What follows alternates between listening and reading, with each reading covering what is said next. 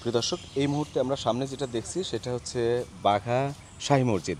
আর আপনাদেরকে আজকে একটু বাঘা শাহী মসজিদটা দেখাবো, যেটা আমরা আগে 50 টাকার নোটের উপরে যে মসজিদটার ছবি ছিল সেটাই হচ্ছে এই বাঘা মসজিদ, যেটা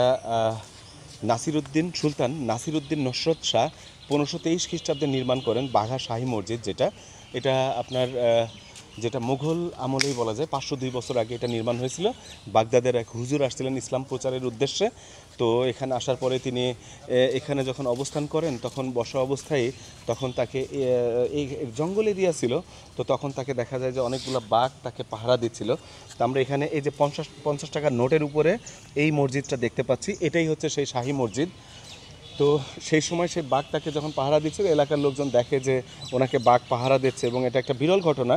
তো যার পরবর্তীতেই স্থানীয় লোকজন এই মসজিদটা নির্মাণ করে। এবং আপনারা দেখতে পাচ্ছেন, আমি ড্রোন ফুটেজে আপনাদেরকেও দেখাবো, এই পাশে একটা দিঘি পুকুর আছে, যেটা হচ্ছে এই দিঘিটা কেটে এখানকার মাটি দিয়ে এটা নির্মাণ করা হয়েছে।